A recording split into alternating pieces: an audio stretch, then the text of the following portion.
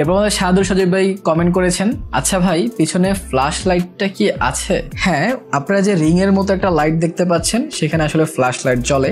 আমি জ্বালায়ও দেখাচ্ছি। I hope যে আপনি আপনার অ্যান্সার পেয়ে গেছেন। ফ্ল্যাশ লাইট জ্বলছে ভাই। সো আপনাদের বেশ কিছু কোয়েশ্চেনের অ্যান্সার করেছি, বেশ কিছু সমস্যায় আপনার সম্মুখীন হয়েছেন, সেইগুলোরও অ্যান্সার করার চেষ্টা করেছি যে এখনো সমস্যা আছে কিনা।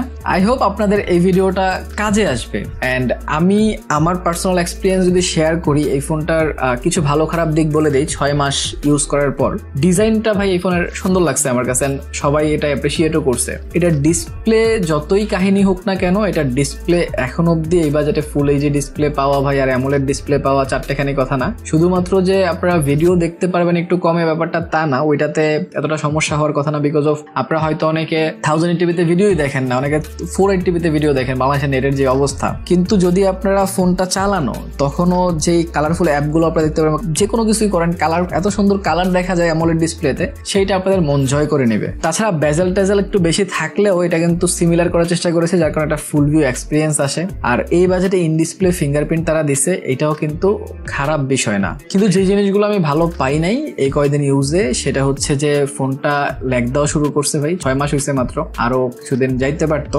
বাট এখনই ল্যাগ দেওয়া শুরু করছে হালকা হালকা। আর এই বাজেটে আসলে অতটা বেটার পারফরমেন্স আশাও করা যায় না। আর রিফ্রেশ রেটটা নিয়ে আমি হতাশ হয়েছি। রিফ্রেশ রেটটা আসলে অনলাইনে থাকাকালীন অন্তত 90 হার্টজে যদি ওয়ার্ক করতো তাইলেও আমি অনেক খুশি থাকতাম। আর এই ফোনটাতে ভাই আরেকটা জিনিস আমি যেটা মিস করেছি, সেটা হচ্ছে 1080p 60 fps নাই। 2K তে আপনারা ভিডিও রেকর্ড করতে পারবেন ফোনটাতে, বাট একটাতেও 60 fps আপনারা ইউজ করতে পারবেন না। 1080p তে 60 fps পাচ্ছেন না, 2K তে 60 fps পাচ্ছেন। সো এখন আমরা 10-এর উপরে যেই ফোনগুলো কিনি বা 12-13-এর উপরে যেই ফোনগুলো কিনি, সেইগুলোতে অন্তত 60 fps দিলে আমার মনে হয় ভালো হয়, কারণ এখন তো মানুষ অনেক বেশি রিল বানায়, সেক্ষেত্রে 60 fps কিন্তু কাজে লাগে। সো আই হোপ আপনারা সবকিছু বুঝতে পেরেছেন, আর আপনাদের অনেক কাজে লাগবে এই ভিডিওটা। 6 মাস পর এরকম রিভিউ করা অনেক টাফ, কারণ ফোন নিয়ে এতদিন কাজ করা, তারপর আবার ওই ফোন নিয়ে আপনাদের যে কোয়েশ্চেন আছে সেগুলো নিয়ে রিসার্চ করা, তারপর সেগুলো আবার চেক করা, এই সব কিছু আসলে মিলিয়ে এই লং ভিডিও করা টাফ অনেক। যার কারণে আপনারা অনেকেই অনেক সময় চান,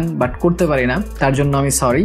চেষ্টা করব করার জন্য যতটুকু পারি, কিন্তু আমি চেষ্টা করলে তো হবে না, আপনাদেরও চেষ্টা করতে হবে আমার জন্য। সো একটা লাইক তো আমি পাই, একটা কমেন্টও করে দিতে পারেন, অ্যান্ড একটা সাবস্ক্রাইব করতে পারেন। এই ফোনটার আফটার 40 ডেজ রিভিউ আমি করেছিলাম, সেটাও আপনারা দেখতে পারেন। সো সেইটা দেখতে চাইলে এইখানে ক্লিক করে দেখে নিতে পারেন। সো ভালো কিছু থাকেন, ভিডিওটা ভালো লাইক কমেন্ট শেয়ার সাবস্ক্রাইব করে দিন।